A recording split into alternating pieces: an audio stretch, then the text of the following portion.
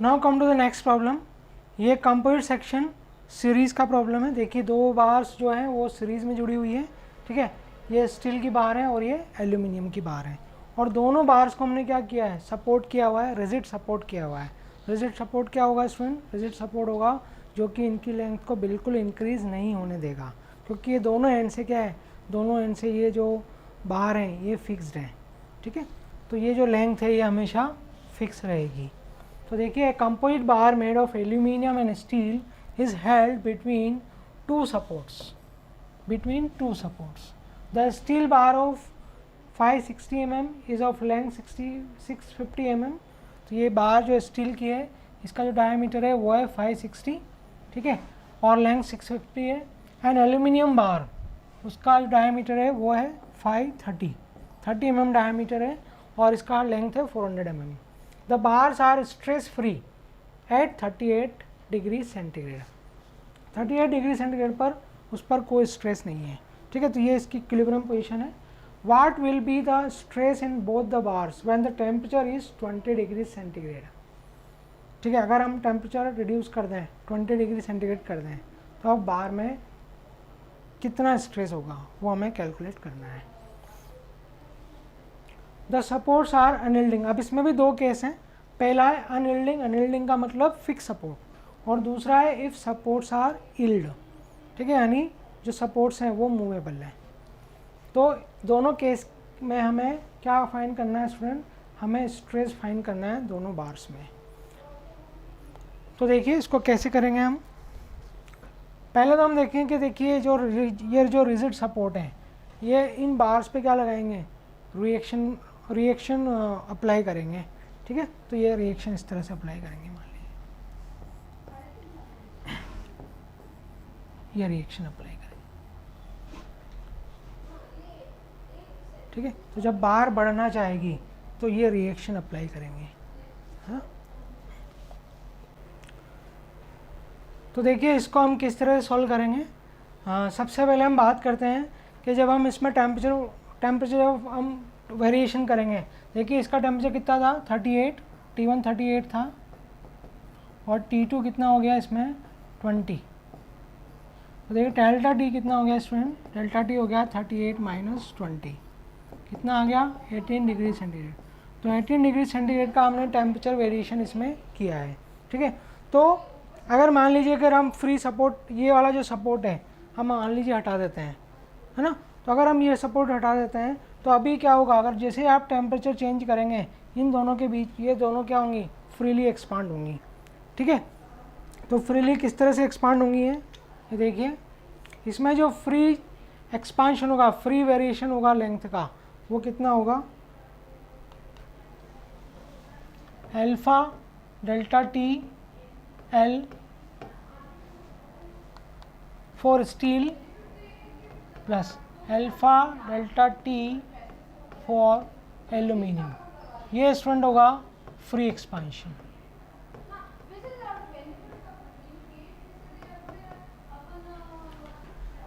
लेकिन अगर हमने सपोर्ट लगा दिया है तो अब सपोर्ट क्या करेगा, इस फ्री एक्सपांशन को होने नहीं देगा, यानी इतना ही एक्सपांशन ये रोकेगा, ठीक है। तो और किस तरह से रोकेगा, ये जो रेजिस्टेंस है, ये जो आपका रिएक्शन है, ये रिएक्शन इस पर स्ट्रेसेस डेवलप करेगा, ठीक है, फोर्स डेवलप करेगा। उस फोर्स के कारण जितना भी इस पर एक्सपांशन हो रहा है वो रुक जाएगा। तो जिस डायरेक्शन में एक्सपांशन है उसके अपोजिट डायरेक्शन में फोर्स डेवलप करेगा, ठीक है। तो उस फोर्स के कारण स्ट्रेस डेवलप हो जाएगा। तो देखिए, तो जितना एक्सपांशन हुआ है, फ्री एक्सपांशन टेम्परेचर के कारण होना चाहिए, ठीक है, उसको रोकेगा कौन, उसको रोकेगा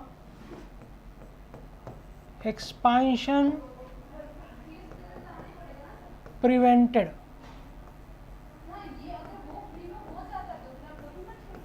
एक्सपांशन प्रिवेंटेड बाय रिएक्शन। तो इसको रिएक्शन रोकेगा, इस एक्सपांशन को। तो कैसे रोकेगा, कितना एक्सपांशन इस पर लगेगा, वो लगेगा RL/AE steel, RL/AE for aluminium, ठीक है। तो ये तो देखिए ये तो हुआ टेम्परेचर के कारण, और ये जो सपोर्ट ने जो रिएक्शन दिया है उस रिएक्शन के कारण इतना एक्सपांशन क्रिएट होगा। तो अगर ये एक्सपांशन इस डायरेक्शन में है, अगर इसकी डायरेक्शन ये है तो इसकी डायरेक्शन होगी ये, यानी दोनों जो होंगे वो अपोजिट डायरेक्शन में होंगे। तो दोनों को अगर हम ऐड करेंगे तो क्या आ जाएगा, टोटल एक्सपांशन क्या हो जाएगा, ज़ीरो। नेट एक्सपांशन ज़ीरो होना चाहिए। तो वो ज़ीरो कैसे होगा, जितना फ्री एक्सपांशन होने वाला था टेम्परेचर के कारण उतना ही एक्सपांशन ये रोक देगा, क्या लगा के, रिएक्शन लगा के, ठीक है, अपोजिट डायरेक्शन में रिएक्शन लगा के रोक देगा, सपोर्ट इसको रोक देगा, ठीक है। तो ये देखो, ये हो गया हमारे पास आ गया इन इक्विलिब्रियम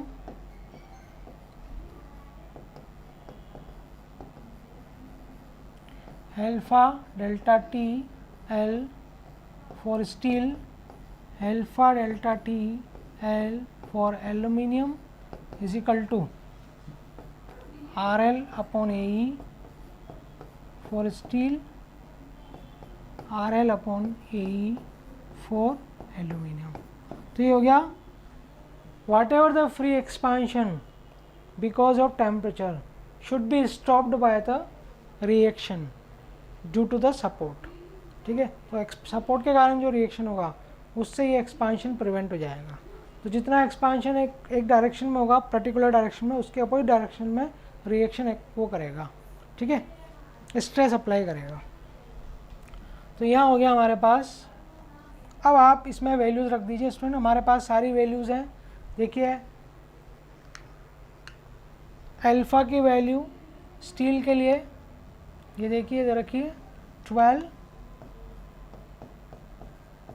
टेम्परेचर हो गया 18, लेंथ हो गई 650, ये स्टील का हो गया, प्लस इसी तरह से अगर हम बात करें एल्यूमिनियम की तो ये हो गया 18 टेम्परेचर डिफरेंस, और लेंथ क्या है इसकी लेंथ है 400 इज इक्वल टू, यहाँ पर R कॉमन हो जाएगा क्योंकि रिएक्शन दोनों के लिए सेम होगा। तो अंदर क्या बचेगा, L upon AE for steel और L upon AE for aluminium. तो आप ये वैल्यूज़ रख दीजिए। इसको मैं टोटल कर लेता हूँ स्टूडेंट, ये कितना आएगा,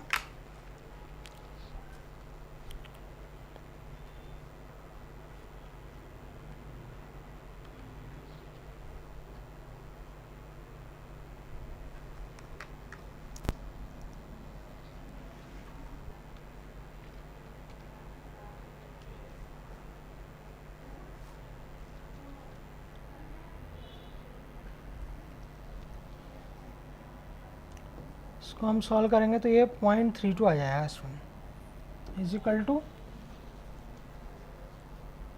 R। अब यहाँ वैल्यूज़ रख दीजिए आप, ठीक है। इसको हम नेक्स्ट स्लाइड पे ले लेते हैं।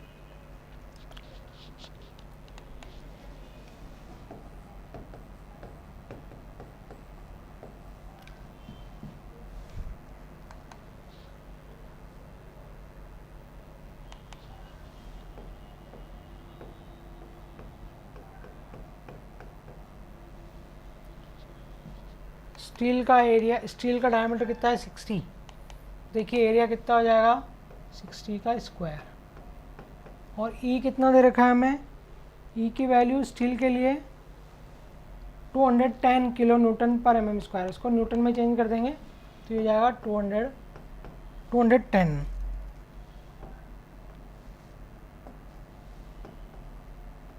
10 की पावर 3, ठीक है। इस तरह से 400 अपॉन π/4 30 स्क्वायर, और इसका एल्यूमिनियम का है 75।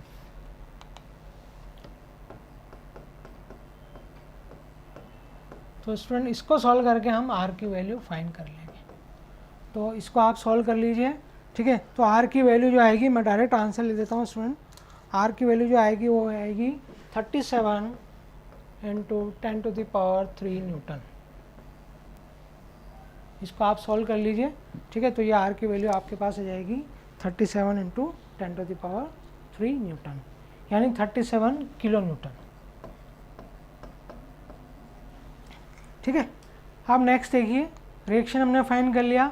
अब हमें क्या चाहिए, ये तब आया है जब सपोर्ट्स आर अनयील्डिंग हो। अब यही चीज़ हम किसके लिए करेंगे, जब सपोर्ट यील्ड हो। कितना यील्ड हो, 0.1 mm। तो सपोर्ट यील्डिंग में सिर्फ इतना सा फर्क आएगा, यही इक्वेशन हम यूज करेंगे, लेकिन यहाँ माइनस गैप और हो जाएगा, क्योंकि यील्डिंग के केस में क्या होता है स्टूडेंट, जो टोटल स्ट्रेन है वो थोड़ा सा कम हो जाता है, डिफॉर्मेशन थोड़ा सा कम हो जाता है। कैसे, ये देखिए, ये aluminium minus gap is equal to RL/AE for steel और RL/AE फॉर एल्यूमिनियम। ठीक है, तो ये देखिए 0.32 हमने इसकी वैल्यू निकाल ली है। ये हम पिछले वाले उससे ले लेते हैं, सेगमेंट से। ये देखिए ये वैल्यू कितनी आई थी, 0.32। ठीक है, तो हम 0.32 ले लेते हैं, माइनस गैप कितना है, 0.1। ठीक है, R हम कॉमन ले लेते हैं और ये सारी वैल्यूज हम यहाँ से रख देते हैं। L अगेन 650 और ये हो जाएगा 60 स्क्वायर 210 10⁻³ प्लस 400 π/4 30 स्क्वायर 75 इंटू 10⁻³। ठीक है, तो स्टूडेंट इसको भी हम सॉल्व कर लेंगे और यहाँ से भी हम R की वैल्यू कैलकुलेट कर लेंगे। ठीक है, तो R की वैल्यू आप कैलकुलेट कर लेना स्टूडेंट, ये आपके लिए एक तरह से होमवर्क हो गया। इसमें आप R की वैल्यू कैलकुलेट कर लीजिए, इस तरह से ये क्वेश्चन आपका हो जाएगा। तो देखिए यहाँ पर क्या है, ये जो रिएक्शन है इसने अपोजिट डायरेक्शन में क्या किया है, अपोजिट डायरेक्शन में इस डिफॉर्मेशन जनरेट किया है। तो जितना डिफॉर्मेशन इसका हो रहा था, जितना डिफॉर्मेशन टेम्परेचर के कारण दोनों बार्स का हो रहा है, स्टील और एल्यूमिनियम का, उतना ही डिफॉर्मेशन इसको रोकना है। ठीक है, तो हम कह सकते हैं free expansion should be equal to the expansion prevented by the reaction. और expansion prevented by the reaction क्या हो जाएगा, क्योंकि दोनों बार पे क्या होगा, रिएक्शन RR आएंगे। ठीक है, दोनों बार पे हम कह सकते हैं कि रिएक्शन जो आएंगे वो कितने होंगे, R। ठीक है, इस तरह से दोनों बार पे जो रिएक्शन होंगे वो R होंगे। इसको हम ये लिख सकते हैं